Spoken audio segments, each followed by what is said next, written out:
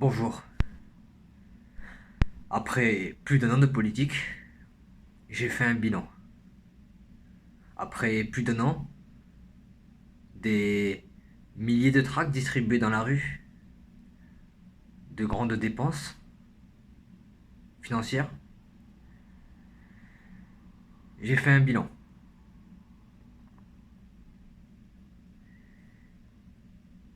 J'ai eu en tout 3 sourires. Environ 3 sourires. Et puis j'ai eu une signature. Une signature. Un an de politique, plus d'un an de politique, des milliers de tracts distribués dans la rue, beaucoup d'investissements personnels. Et j'ai eu en tout environ 3 sourires et une signature. Une signature. Et 3 sourires. Voilà mon bilan. Le ras-le-bol de la politique est devenu trop important. Vous m'avez souvent parlé dans la rue de l'immigration. De l'immigration. Pour moi, la France est un pays d'accueil. Mais ce n'est pas parce que je suis un homme de gauche que je vais vous dire qu'il n'y a pas de problème avec l'immigration. Parce que vous m'en avez souvent parlé. Oui, il y a un problème avec l'immigration. Il y a un problème. Vous m'en avez souvent parlé. Mais pour moi, même si demain quelqu'un faisait partir tous les immigrés de France, cela ne changerait rien. Pourquoi? Parce que les problèmes ont commencé avant que les problèmes liés à l'immigration et à l'intégration arrivent. Les gens ont commencé à ne plus aller voter avant que la crise migratoire et la crise de l'intégration arrivent.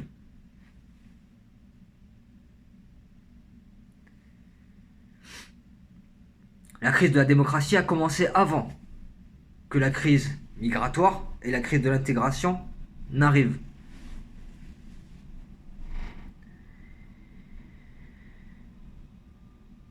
Vous m'avez dit qu'ils ne respectaient pas nos coutumes. Vous m'avez dit qu'ils ne respectaient pas nos coutumes. Souvent, vous me l'avez dit. Mais c'est quoi nos coutumes? C'est quoi? La laïcité, ce n'est pas une coutume. C'est un principe. La petite souris, c'est bien. Mais ce n'est pas assez pour dire qu'on a des coutumes. La galette des rois, c'est bien. Mais ce n'est pas assez pour dire que l'on a des coutumes.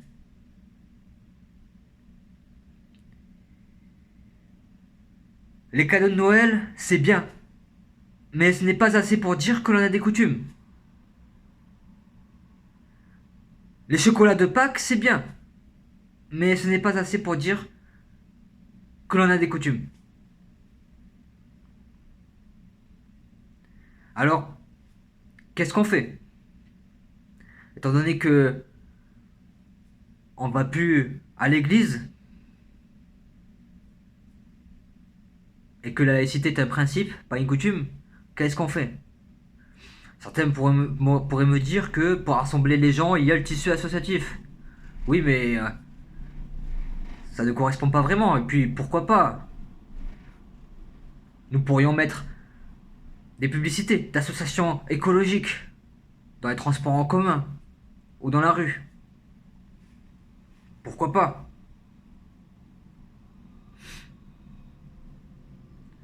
Je suis croyant, catholique, mais je ne suis pas pratiquant. Et si je devais choisir entre la laïcité et la religion, je choisirais la laïcité. Parce que des gens sont morts pour que la laïcité existe. J'aime bien cette idée qui consiste à rendre obligatoire la laïcité. Quelque chose dont on parlerait souvent. Une obligation dont on parlerait souvent. Pourquoi pas? Nous pourrions même fermer tous les lieux de culte des 3 religions monothéistes un jour par an, symboliquement, au nom de la laïcité. Mais pourquoi ne pas faire de la laïcité une fête? Une fête. Pourquoi Ne pas fêter les 14 juillet avec une fresque de Jean Jaurès à côté des feux d'artifice du 14 juillet? Pourquoi ne pas faire les feux d'artifice du 14 juillet autour d'une fresque de Victor Hugo en référence à 93? Pourquoi ne pas faire les feux d'artifice du 14 juillet autour d'une hache géante? Une hache géante en référence à une légende antique, le vase de Soissons de Clovis.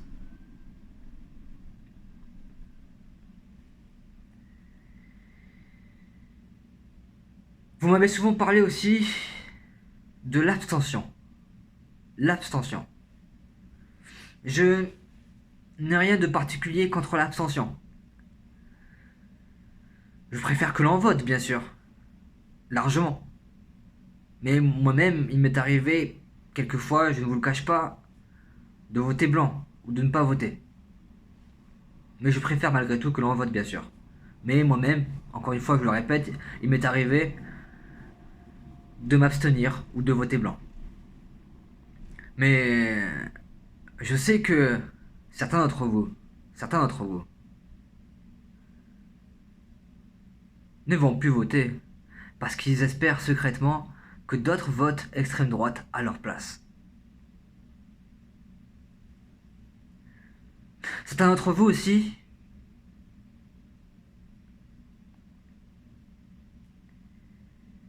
ne votent plus, ne votent pas parce que vous n'avez pas forcément envie de remettre en cause la société de consommation. La société de consommation parce que la société de consommation a créé la paix dans le monde. Et plus que ça, la société de consommation a permis la croissance dans la société occidentale et dans le monde. Mais pourquoi est-ce qu'on ne pourrait pas avoir les deux? Pourquoi est-ce qu'on ne pourrait pas avoir les deux? L'écologie et la société de consommation. Pourquoi?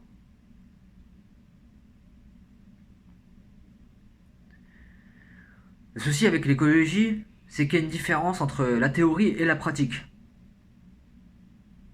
Moi-même, je sais que si une association n'avait pas toqué à ma porte pour me mettre au défi de manière ludique de trier, je n'aurais peut-être jamais trié.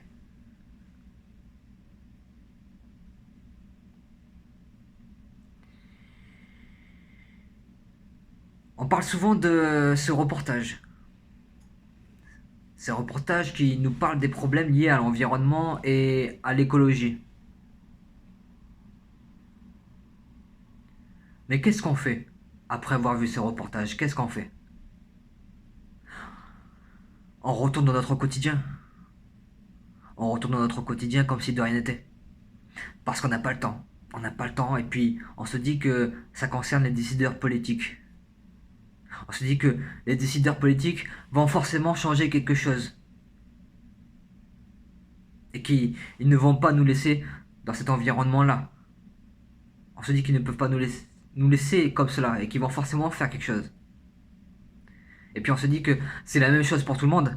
C'est la même chose pour tout le monde et puis on doit retourner dans la vitesse et la précipitation de notre quotidien. On n'a pas le temps, ça ne nous concerne pas. Et c'est la même chose pour tout le monde. Alors après ces reportages, on passe à autre chose. On retourne dans le quotidien.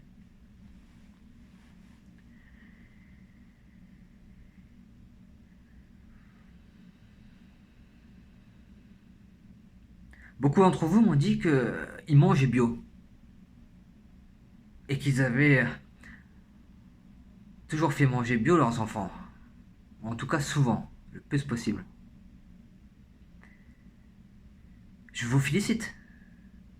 Mais moi, mon objectif, ce n'est pas que vos enfants mangent bio. Mon objectif, ce n'est pas que vos enfants mangent bio. Mon objectif, c'est que tous les enfants mangent bio. Pareil pour les déchets. Certains d'entre vous m'ont dit que leurs enfants ramassaient leurs déchets par terre. Tant mieux pour vous. Tant mieux pour vous. Mais moi, mon objectif, ce n'est pas que vos enfants ramassent les déchets par terre. Mon objectif, c'est que tous les enfants ramassent les déchets par terre. Pareil pour le recyclage, tant mieux pour vous si vous recyclez. Mais moi, mon objectif, ce n'est pas que vous recyclez, c'est que tout le monde recycle. Alors je vous félicite. Je vous félicite si vous mangez bio. Je vous félicite si vous recyclez. Je vous félicite si vous ramassez vos déchets par terre. Mais moi, mon objectif, ce n'est pas que tout le monde soit bien comme vous. Mon objectif, c'est que tout le monde soit bien.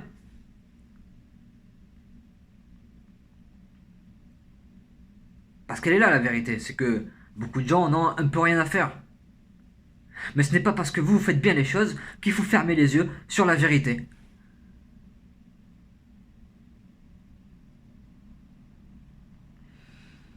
La faute à qui? La faute à ceux qui nous ont gouvernés? Peut-être. Il y a une banalisation alors qu'il y a urgence. La faute est rejetée. Est-ce que c'est moi qui fabrique mes voitures dans mon garage? Ou dans la rue où je vis? Est-ce que c'est moi qui la fabrique, ma voiture? Est-ce que c'est moi qui... Est-ce que c'est moi qui fabrique la nourriture que je vais acheter au supermarché? Non. La faute est rejetée. La faute est rejetée sur tous ceux qui nous ont gouvernés. Mais si les gens ne sont pas concernés, c'est aussi à cause de ceux qui nous ont gouvernés. En tant qu'homme de gauche, j'en suis arrivé à une conclusion. C'est que les échecs du passé ne peuvent plus être surmontés. Et qu'il est trop tard pour reconstruire une gauche. Il est trop tard. Je propose donc à toute la gauche de faire une union sacrée. D'ailleurs, le principal candidat écologiste en 2022. Je propose à toute la gauche de suivre le principal candidat écologiste en 2022. Pour les élections présidentielles de 2022.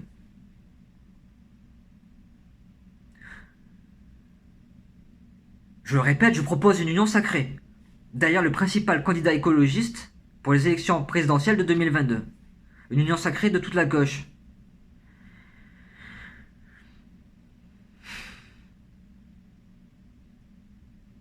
On le voit, il y a déjà des initiatives qui vont dans ce sens. Je n'invente rien. Je n'invente rien. On le voit, de nombreuses personnalités de gauche, de nombreux mouvements de gauche s'alignent derrière les Verts déjà. Déjà. Je n'invente rien, c'est quelque chose qui est déjà en cours. On le voit. On le voit.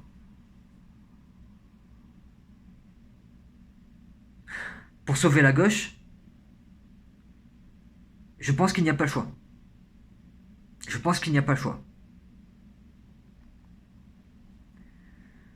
Robespierre avait dit avant de mourir qu'il nous léguait la vérité. Mais quelle vérité? Je pense qu'il nous léguait la vérité qu'un monde social était possible. Parce qu'il devait savoir au fond de lui qu'après la terreur, il y aurait un retour en arrière. Un retour en arrière sur les avancées, certaines avancées qu'il y avait pu y avoir. Loin de moi l'idée de défendre la barbarie et la violence de la terreur, évidemment. Mais si demain le peuple devait être représenté par la droite, alors il en serait ainsi, bien sûr, il en serait ainsi.